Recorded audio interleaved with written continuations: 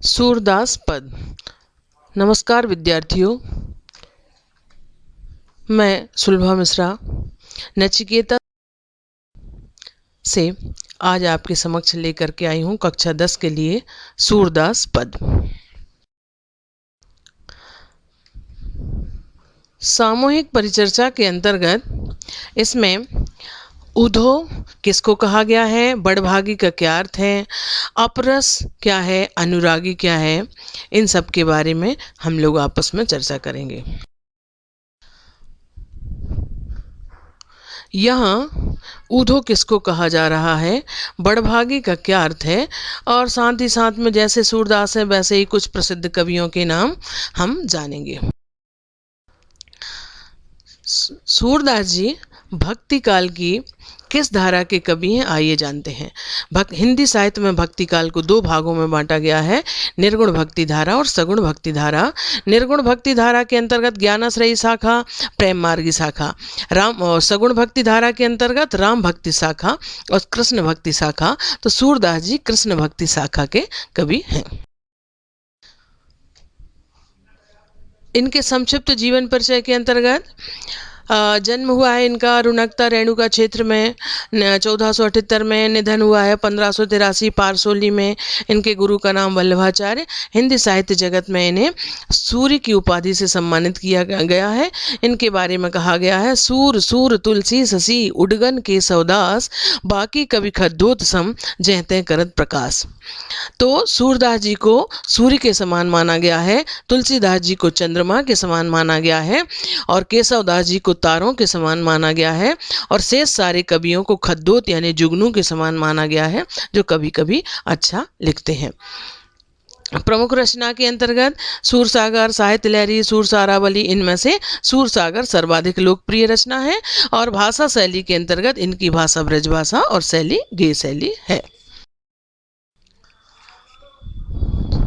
सूरदास जी को वात्सल्य रस का सम्राट कहा गया है। ये श्रृंगार वात्सल्य तथा श्रृंगार रस के सम्राट कहे जाते हैं। उनके पदों में अद्भुत मिठास, मधुरता, कोमलता का समावेश है। अलंकारों में अनुप्रास, उपमा, रूपक, उत्प्रेक्षा, उदाहरण, दृष्टांत, वक्रोक्ति अलंकारों का इन्होंने अत्यंत मनोरम प्रयोग किया है। अब हम व्याख्या के अंतर्गत चलेंगे। प्रथम काव्यांश की व्याख्या में, ऊधो तुम हो अति बड़भागी, अपरस रहत स्नेह तगाते नाहिन मन अनुरागी, पुरेन पात रहत जल भीतर तारस देह न तागी, ज्यों जल माह तेल की गागर बूंद न ताको लागी, प्रीति नदी में पाँव न बोरियो दृष्टि न रूप परागी, सूरदास अबला हम भोरी गुर चाटी ज्यों पागी। इस तरह से उन्होंने इस काव्यांश में पत्ते का और भ्रमर का उल्लेख किया है। शब्दार्थ के अंतर्गत बड़भागी भाग्यवान, अपरस अलिप्त या नीरस, दागी यानी दाग्य दिव्या, प्रीति नदी प्रेम की नदी, बोरियो यानी डुबाया, गुड़ चाटी ज्यों पागी यानी जिस प्रकार चींटी गुड़ में लिपटी रहती है गुड़ खाने के लालच में, उसी प्रकार से गोपियां भी कृष्ण के प्रेम में अनुरक्त हैं। इसकी व्याख्या के अंतर्गत यहाँ पर उद्धव गोपियाँ कहती हैं, प्रस्तुत पद में गोपियाँ उद्धव पर व्यंग करते हुए कहती हैं, हे उद्धव तुम तो बड़े ही भाग्यशाली हो, तुम प्रेम के धागे से कहीं भी बंधे ही नहीं हो, तुम्हारा मन किसी में अनुरक्त नहीं हुआ, तुम रहते तो जल में रहने वाले कमल के फूल के समान तुम्हारी स्थिति है, रहते तो जल में हो, जैसे कृष्ण को मतलब ये कहा गया है, प्रेम रूपी जल कहा गया है, तो रहते तो तुम जल में हो परंतु जल से दूर हो। उसी तरह से तुम्हारी स्थिति तो तेल में डूबी गागर की भांति है, जिस पर पानी की एक बूंद भी नहीं ठहर पाती।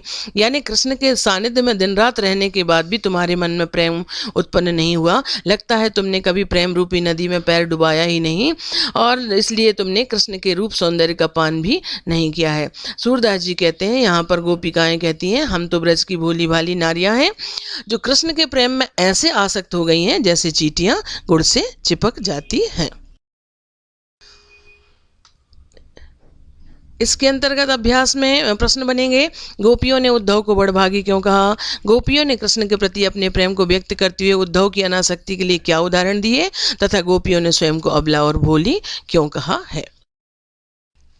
दूसरी व्याख्या के अंतर्गत आएगा बेटे कि मन की मन ही मांझ रही, कहिए जाई कौन पे ऊधो, ना ही परत कही, अवध यधार आस आवन की, तन मन बिथा सही, अब इन जोग संदेशन सुन सुन, विरहन विरह दही, चाहत हुती गुहार जित हिते, उत्पतय धार बही, और सूरदास अब धीर धरई, क्यों मर जादा न लही। इसमें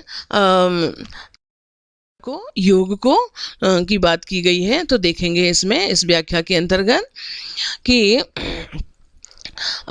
शब्दार्थ को पहले नजर डालेंगे तो आधार यानी आधार, आवन यानी आगमन, गुहारी यानी रक्षा के लिए पुकार लगाना, धार यानी योग की प्रबल धार, और मर्यादा यानी मर्यादा।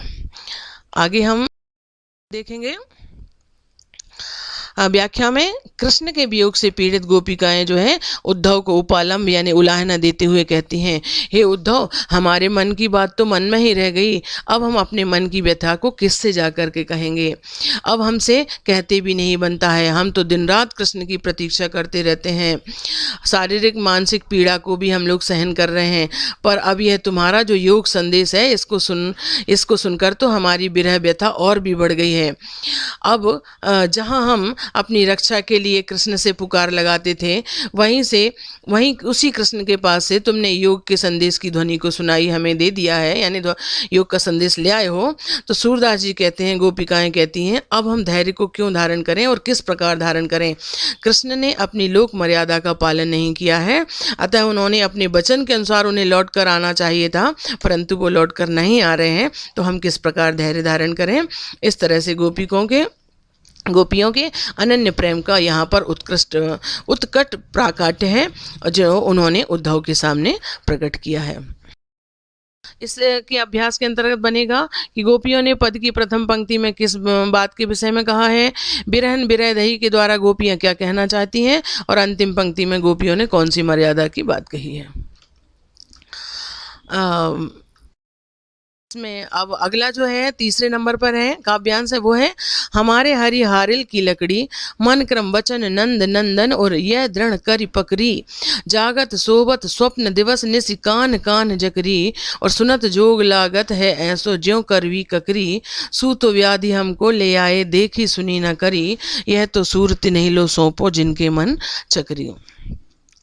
तो इसके शब्दार्थ के अंतर्गत आएगा, देखिए इसमें हारिल पक्षी की बात की गई है, गोपिकाओं की बात की गई है, और साथ ही साथ में योग को जो है कड़वी ककड़ी के समान बताया है। योग उन्हें एक रोग के समान लगता है, और वो रोग कैसा है, जैसे कड़वी ककड़ी हो, ऐसा उन्होंने बताने का प्रयास किया है। इसके शब्दार्थ के अंतर्गत आ जाएगा कि जोग यानी योग, हारिल एक प्रकार का पक्षी है जो अपने पैरों में सदैव लकड़ी दबाए रखता है, उसे छोड़ता नहीं है। नंद नंदन और पकड़ी यानी नंद के नंदन कृष्ण को, और यानी हृदय में हमने कसकर पकड़ करके रखा है। जकरी यानी रटती रहती है, और मधुकर यानी भौरा। इसकी व्याख्या के अंतर्गत इसकी व्याख्या में आएगा, इस पद्यांश में गोपियां अपने एक निष्ठ प्रेम में दृढ़ विश्वास रखते हुए उद्धव से कहती हैं कि हमारे कृष्ण तो हमारे लिए हारिल पक्षी की लकड़ी की तरह हैं, हमारे जीवन का आधार हैं। उस आधार को हमने अपने मन क्रम वचन और से दृढ़तापूर्वक पकड़ करके रखा है। अब तो हम जागते हुए सोते हुए दिन में रात में कृष्ण कृष्ण ही रटती रहती हैं, लेकिन तुम्हारा जो योग संदेश है ये हमें कड़वी ककड़ी के समान प्रतीत हो रहा है। यह तो ऐसा रोग है, इसके बारे में ना हमने पहले कभी सुना और न कभी देखा है, और इसे तुम हमारे लिए ले आए हो। सूरदास जी कहते हैं कि गोपिकाएं कहती हैं, इस योग का संदेश तो तुम उन्हीं लोगों को सौंप दो जिनका मन चंचल है, अर्थात जिनका मन मोह माया में अटका हुआ है। अंतिम इसके प्रश्न के अंतर्गत, गोपियों ने कृष्ण को हारिल की लकड़ी के समान क्यों कहा है, गोपियों ने उद्धव के योग को कड़वी ककड़ी क्यों कहा है, और पद की अंतिम पंक्ति का भावार्थ स्पष्ट कीजिए। इसके प्रश्न है ना।